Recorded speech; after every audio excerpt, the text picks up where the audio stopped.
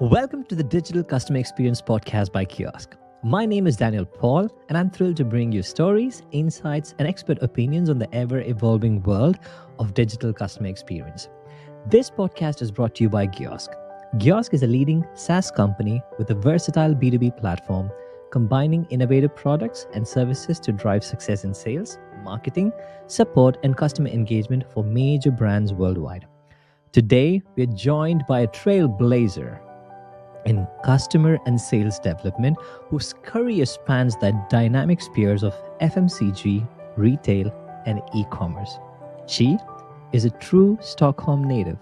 She's challenged the status quo at Unilever, Kronans Apotek, and Parfym.se, bringing a zest for innovation everywhere she goes. A world traveler, a linguist, and a mother. Our guest is a multifaceted personality as she's professionally and personally.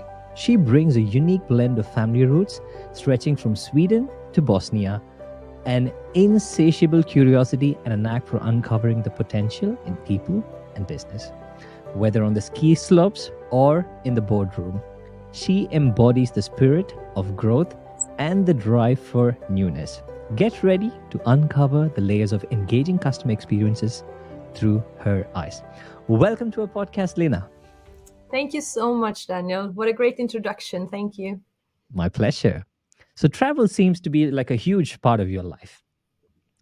I'm Yeah. always wondering when people are traveling a lot, like some of them are heavy packers, some of them pack light. But given an opportunity, I'm going to give you a scenario where you could just take one piece of thing that you could take with you for a surprise weekend getaway, like a favorite spice or a coffee, whatever. What would that be? Hmm. That's a very tricky question. I always overpack. But if I can choose one thing, considering where I work now, I would say a perfume. Interesting. Okay, since you said perfume, let me do this. Okay. Mm, Given your cultural mix background, right? So you have a mix of Sweden and a bit of Bosnia, right? If you had to create a perfume that captured the essence of your life's journey, what would it smell like? Oh, that's a, that's quite a difficult question, but I think you could explain it in different ways. So I said, Yeah. in terms of the moment, a perfume is a moment, and it Mm, wakes memories to different experiences. So I would probably connect. I would make a perfume that composes of the ocean and the sunset when I go with my husband who's from Bosnia, and when we go together to meet his family in Bosnia and visits the coast in Croatia, I would choose spices from Macau when I was eating street food in the warmth, lovely, fantastic weather and different culture. And then I would bring a bit of, when you've recently cut grass in Sweden in the summer house. That would be the mix of the perfume. I don't know if it would smell really nice, but yeah. You just took me to different places just by explaining it. Imagine you had the power to make a perfume that's a combination of Bosnia, the sunset, the ocean, and the fresh cut grass. That's going to be a magical perfume. I wish you, at your role now you create something like this in the future. Yeah, let's see. Right. Getting back again, you talked about Macau. Like you Yeah. have lived in London, you've lived in Macau, you lived in Stockholm. Knowing that you are very good with languages and accents, which city accent do you think, if you build your own AI chatbot, which Yeah. city's accent would it pick up first? Hmm. I think the obvious answer would probably be either Mandarin or British English, but I would actually hope and say Stockholm, because Stockholm is a very unique accent. It's where I'm born and raised, and people like to kind of exaggerate and make fun of the Stockholm accent. So I think it would be fantastic if that was the one. All right, nice. Sounds good. If I'm just thinking, like, if there is something specific about Stockholm, like there must be some words or sentences or phrase that is very Stockholmy. Can you say for our audience something like that? They don't know about that sentence. Is there something like that you could say? Oh. For Stockholm accent, I'm not sure. No, I would have to think about that. All right, let's do this. I'm going to give you a sentence in English. And Yeah. how about you say that in Swedish? All right, of course, the Cool. Stockholm accent. Welcome to Digital Customer Experience Podcast. I'm just kidding. That's hard to say. What I'm saying is today, we are in the heart of Stockholm, the world's most beautiful city. Can you say that in Swedish for us, please? Idag är vi i hjärtat av Stockholm, världens mest vackraste stad. Yes, I think I got it correct. I'm not sure, but something like that. There you go. Now you introduce us to the world's first new unique perfume and also the Swedish language. Thank you for that. Okay, now let's get into the nitty gritty of your expertise.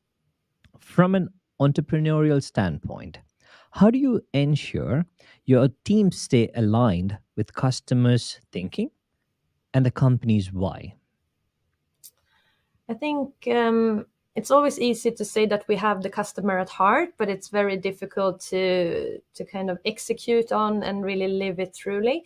So what I try to do when I work with when I'm joining a new team, or if with the current team that I'm working with, that we when we discuss things, I always try to remind people and say, okay, so what about the customer? If you were the customer, or who do you think the customer is when you kind of put up that proposal? Who are you aiming to reach, and what do you think will be the response of the customer? So always try to remember, or put in little, let's say, sparks of remember, as we sit here and discuss, the customer is walking past out on the street, and what do we actually do to help their needs or serve their needs? And then, of course, you talked about how do we stay aligned with the company's purpose and direction, which is also important, of course, and it shouldn't necessarily go in different direction. It should go in the same way. So I think if you talk about you want to be a tech-savvy organization that puts out new tech tools all the time, I think that is something that you drive for and talk about with the team, but then you also stop and say, okay, but what about the customer? What kind of tools? What direction should we go in, etc. So I think that's something that is quite important to just discuss and talk about, to create the culture of where are we going, and also how do we make sure it fits with the customer need. How do you bring the team together? Let's say I'm coming from a different background. Someone else is coming from a different background. How do you bring the team together to make this strategy work? I always try to see the individual and also accept that we are different and it's good to be different. So I encourage discussions where we don't necessarily go in the typical Swedish way of consensus, that everyone should agree. We need to come to a conclusion and agree on the action, but getting there and having a discussion, I try to kind of break through the tensions that could occur when you discuss and you have different perspectives, and try to be okay. It's okay to think differently. It's good that we think differently, and I appreciate your opinion and I can see your point of view. And then try to encourage people to kind of bring their differences and their different backgrounds to the table to make us make better and smarter decisions. And I think it's quite easy to say, but you need to practice this a lot, and you need to have it on your agenda all the time in almost every forum or meeting you're in. If someone is really quiet, or you know that someone has this really cool background or good experience, I always try to encourage them and give them the space to talk and enable them to grow in that role. Yep. In your experience, there are some challenges in your industry or every industry. What are the key challenges that e-commerce platforms are currently facing with regards to customer experience? I think it's still the question of how do we inspire, engage, and also excite the customer in an e-commerce retail world. So it's if you compare to the physical world, you can greet the customer when they walk in the door. You can see if they are hesitant, standing and looking at products. You see if they have an exit intent, or if it's a good way to approach them, or if they want to be left alone. So you can kind of go on the emotions and the space. We obviously don't have that opportunity online, so I think that's still one of the major challenges. How do you make sure you keep the customer interested, that you are top of mind, that people want to interact with you, but that you don't push with too many communications, too many offers, or that you, to create a perfect seamless customer journey. But I would also say we talk a lot about data and take pride in, for example, being data driven and knowing the customer's every step, except for kind of the emotional connections to the steps that they take. However, we should remember that the data we have is still less than the data we don't have. So there's always more data to collect. But I think the challenge for e-commerce right now is to understand, how do we actually execute on the data and the insights? So how do we make something actually happen based on what we see? So for example, we see customer friction on the site. Is it through customer service we will solve that? Or is it through communication in newsletters? Or is it improved features on site, etc.? So how do we actually make sure we continuously also execute on the data that we have? Yeah. According to you, what measures have proven to be most effective in overcoming these challenges? You mean measures in terms of KPIs or in that sense? So I think we are at Parfym, we measured our customers in terms of churn in that sense. So we see our bounce rate from each and every step on the site. And then I think that was a very efficient measure for us to come to the conclusion of, okay, we need to do a bit of a makeover here. We need to look at our user experience on site and say, okay, this is where we lose a lot of customers. What is it in the behavior? So in that sense, we're looking at bounce rate, looking at conversion, of course. We're also looking at time spent on site, engagement. So also where do the customer click and etc. And then so that is the kind of hardcore data that you see on the behavior. And then we connected it to, of course, the NPS and actually what do the customers say about us when they are happy, but also most importantly, when they're not happy. So through customer service and NPS. Yep. All right. So now we all know that the direction of e-commerce is turning more towards, especially towards AI and personalization. So what is your prediction for e-commerce, especially concerning AI and personalization? We see actually, I think Sweden is not as developed as other markets, and especially if you look at Asia and in terms of AI tools or usage of AI in e-commerce. But we have seen a lot of tools been rolling out now the last couple of months, and I think they are great tools, but they're still very much scraping on the surface of what we could do. So I think the prediction here is that we will see a lot more of guides and recommendations based on AI that could actually improve the experiences. For example, how can I choose the right perfume to wear for my trip, or what should I kind of bring with me, or what is the good cream to wear for my face type or my skin type, etc. So I think there are tools there already, but I think we will see a lot more in that space of recommendations and guides, and on a deeper level and deeper way of communicating with the customer to improve the experience. Yeah. How do you think these changes will affect the customer expectation in the near future with your company that you're working? I think if you I think the expectations from the customers will be that they will get really good personalized service, even though they're coming to a website. I think people will expect us to be able to give like super good recommendations on what perfume you should wear, or which skincare products is the best, or which hairstyle is now on trend, etc. So I think there will be requirements or expectations from the customer that we will be experts within beauty and be able to cater for their specific need. And they could both then reach out to ask for the help, but they should also be able to find the help themselves. So I think it's a mix, and also through different tools, I would say. So both written, but also video and other interactive tools.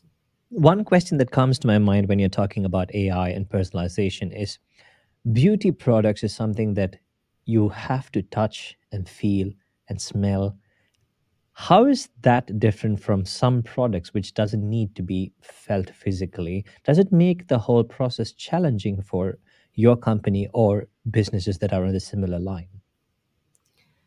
I think that is a challenge, of course. That how will you how should you as a customer dare to spend quite a lot of money on products that you don't really know the effect of, or if there's a fragrance, what experience will I have with this product? And I think that differs, of course, if you are maybe buying books or a KitchenAid or other things that you can kind of more read up upon and say, okay, is this actually the technical aspects that I want, or is it a book that I would enjoy, etc. However, I think we in the beauty industry, we are lucky that there's a great interest. There's a lot of people interested in sharing their experience, their knowledge about products, and there's a lot of I read somewhere that a lot of people define themselves as UGC creators or user-generated content creators, and really want to share their experience with products. So I think for us as retailers, it's important to create this scene and arena for people to share their experiences, for other consumers to feel trust and confidence when buying the products. I'm glad you touched this point because that is where my direction was going towards. Like when people are not able to feel it physically, they want to hear it from people that they trust. Yeah. Right. So there are, beauty influencers, there are YouTubers, there are content creators. So is there a strategy that Parfym is actually now working on? Hey, there is something that we can achieve digitally, and there is something that we have to go outside digital. When I mean digital, outside to people to make sure this happens. So are you also working on a strategy that goes in the customer experience with the AI and personalization, and also using like how we discuss now? Yeah. So I think this is a super interesting topic because, of course, we want to step change our appearance and how we meet our customers. So talking about AI, we have just rolled out our a new design and a refresh of our logo, and also updated a lot of features on site. So basically a completely new user experience journey for the customer. This was our first step, just to create like a base for us to act from. And on that, we are, of course, as many other, looking into AI and the opportunity to actually reach, as I discussed a little bit before, just a deeper level of recommendations. So how can we collect the expertise on, first of all, fragrance, where we have our heritage, and then connect that to both to facilitate the good recommendations, both for the really experienced fragrance lover, but also for those of us that are a bit more new to the fragrance category and maybe have used the same perfume for 10 years. And how should we dare to try something new? And then in that sense, also educate the customer. So that is a project that we're working on and hopefully can roll out later this year. And then you also asked about how do we think about customer experience also a bit outside then of AI and maybe also the digital world. So we have a physical store that we have in the west part of Sweden, in Gothenburg, where we work a lot with accessibility to try products and to be the experts and discuss the specific needs or questions with consumers. So that's a perfect touch point to actually speak to customers. And then we have a fantastic team that we're working with that is also doing a bit more of let's say, social content creation. So we have actually put a lot of efforts into starting up with TikTok and doing a lot of organic content at the moment, but interviewing people out on the streets, talking about both our brand but also experiences and moments that people have connected to fragrance.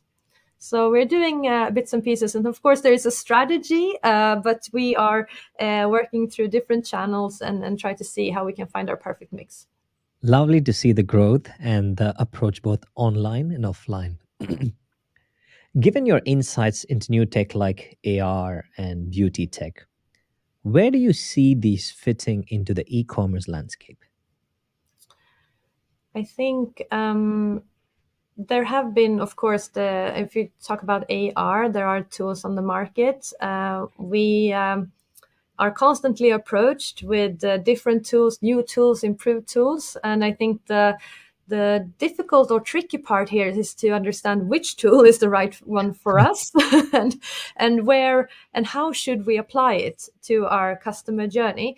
I think a lot of tools that we are looking at is around virtual try-ons. So it's Yeah. about how to apply the makeup look, which foundation should I wear for my skin tone, or shop the look and then wear the look, which length should I have on my hair, etc. So there's a lot of Yeah.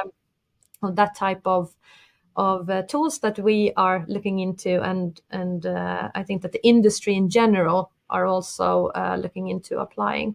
And I think with that said, a lot of tools in connection with, for example, video material or other types of base functions that we might already have would make a good fit for the future and to improve the customer experience. So I think that's Yep. So now let's just dive in a little bit because you touched the point already on video. So we're going to go into the rise of live shopping and the development in Sweden. So Sweden, you addressed initially that Sweden is not technologically there like Asia market. So is there a rise of live shopping in Sweden, and how do you envision this in the next few years? I think this is a difficult question, because if you ask some companies or maybe in other industries, they will say, yeah, it's super big and huge and rising. And if you talk to other industries or companies, they will say, no, it's not happening at the moment. So I think there's obviously, the truth is somewhere in between. And I think Sweden somehow is a bit underdeveloped in this space. And I think it has to do a little bit with what kind of customer need do we try to serve, and how relevant is our product to do a live shopping event with. I think one of the barriers also been looking at our company as Parfym.se. We are quite a small team, and if you want to do kind of a push for live shopping, you need to, of course, plan it carefully. You need to put resources, you need to fund it, and you can't just do it as a one-hit wonder. You need to have kind of a strategy and Yeah. momentum and keep on doing it. So I think that might be a barrier to why it hasn't bloomed or boomed yet. But on the more positive side, I think, as I mentioned just before, with the connection of video, AR, and other types of experiences that you can create, I think live shopping has a future of becoming bigger. And I would also then look extra carefully into TikTok, because I think depending on which target group you want to reach and where they hang out, I think that might be your channel to start trying if you haven't tried already live shopping Yep. in the future. And now let's dive a little bit deeper into the benefits and possibly if there is some limitations of using video bots Yeah. and AI in retail. I read somewhere the best salesperson in the world is the person that works 24/7, and that's your website. So having a video bot on your website or the place where you sell can be beneficial. But I want to hear from you, what are the potential benefits and the limitations that you see in retail? Yeah. This is, of course, super interesting because, as you say, it gives another capability to your business. And also, we know that people are more interested in video than just plain text or one-way communication in that sense. So there's obviously a lot of potential. Looking at the positive side, there's of course areas of your business as an e-commerce retailer where you can use it a lot, like FAQs.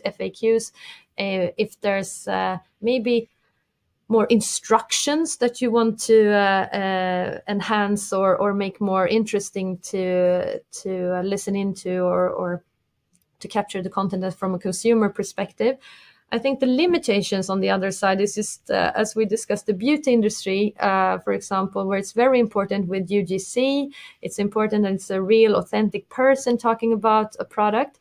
I think that's where you really need to be cautious that it doesn't become fake or ungenuinely perceived. Yeah. So it's I think that's where you need to draw the line for your own business in terms of where do I use video bots and where do I not. But I think one interesting thought could be to look at, for example, if you have inspirational sites with blogs and other things, how could you make that in terms of video bots to kind of enhance the experience and the content, because it's fact-based, but it's then presented in a more interesting way, maybe. So I think there's areas to explore with it.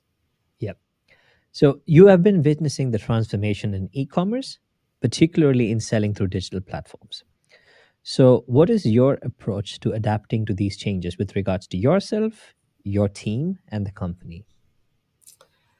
If I would look at myself, I think there's so many things happening. You need to accept that you are not an expert in everything, but I try to be remember to be curious and really understand if people reach out, if there's new things being a buzz or discussed, not to kind of to pay attention to it and what's talked about, and also be open to try new tools and new tech. I think that's very important to kind of stay updated on what's happening. So even though you might not be able to understand it yourself completely or use the tech that is provided in your own business, I think it's important to look at competitors or other industries to see who are the forerunners to this, and how can we kind of take inspiration from that and at least make one transformation or one move. And I think it's important to do the same thing with your team, to encourage team members to share their ideas. Have they seen good examples from outside our business, outside our industry? What competencies do they bring into the table? So I think that's also one way to stay updated also and create a platform of sharing with the team. And then when you come lastly to the company, then it's important to kind of say, okay, we can't do everything, but what is the one thing that we will do this quarter? And when we've done that, what is the next thing? So I think that is something that we have on the agenda at Parfym, where we look at, okay, we're rolling out a new UX. What is then the tool that we connect in the next phase? And what will we do after that? So we have a roadmap of what we want to accomplish. I really like the way that you progressed with this answer. One of my mentors said, "Be open enough to having your opinions changed." Yeah. So although you might not be the best in tech, but you're open enough to see what it might bring to the table for yourself, your team, and the company. And the Yeah. next thing that you said is like, I want to get ideas from my team because they probably might have better ideas. So encourage them to speak out, which goes in coherence with the idea of like be open enough. And the last thing that you said is not everything might hit the goal, or not everything might bring you like, a gold medal, but this trial of wanting to try something new, embracing something new, and to approach in a way that this will bring transformation for the company is a great quality of a leader.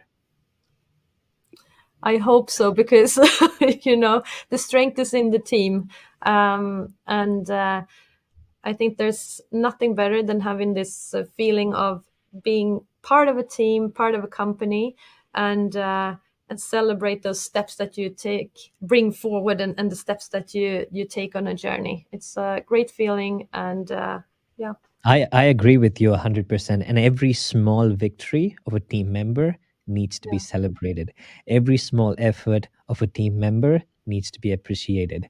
And it's very important for the team's chemistry and the moral of the team, and you as a leader to bring them together. So I agree with you 100% on that.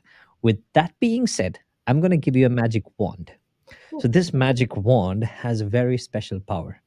It can solve one really big problem that you have in the industry. So I'm passing over to you. What problem would you like to solve with this magic wand? Mm. I don't know if even this magic wand can do it, but I think It can. It can. there's two issues, and they're very maybe different in that aspect. But looking at the beauty industry, I think a business challenge is, of course, we have so many products, unique products. We have so many different customer needs. So if I could have a feature that would give me the opportunity where the customer gives me some kind of indication of I'm looking for skincare, and this is what I want, I will have like a magic spell to kind of collect all the data, all the insights, and give a perfect recommendation and help and follow the customer through the journey. I think that would be magical if we could improve in that. And then there's, of course, even more serious note to my industries where it comes to working in beauty and the self-perception and the self-esteem of specifically young people and young girls. And I think if I could have a magic tool to help this generation, the younger, especially younger girls growing up, to feel that they are good enough and that beauty is not a necessary mean. It's fun. It's to play around with and not to have anything to do with your self-esteem in that sense. I would try to. Beautifully said. Beautifully said. I have a young, small daughter, and this point that you said already is something that I will take close to my heart, because these young women are pretty.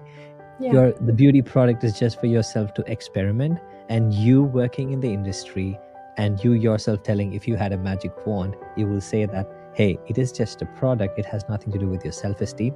It's the pinnacle of a leader. So thank you for sharing this with us. And with this, we are coming to the end of the podcast. On behalf of Kiosk and Digital Customer Experience Podcast, I want to thank you for bringing a diverse culture into this podcast, an experience from Macau to Stockholm to London, and bringing us the flavor of Stockholm by introducing a new sentence about Stockholm, which we didn't know before. And on top of that, with the variety of experience that you have with leadership and to lead a team, to enhance the team, and to be open enough to embrace the new tools to grow your company is commanding. So thank you for being a part of our podcast. Thank you so much for letting me be a part of your podcast. It's been fantastic. Thank you. Amazing. And for our viewers, if you enjoyed this podcast, don't forget to like, share, and subscribe for more in-depth discussions on digital customer experience. Drop us a comment below with your thoughts or any questions that you might have for Lina. Until next time, stay curious and keep innovating. This is Daniel Paul from Kiosk.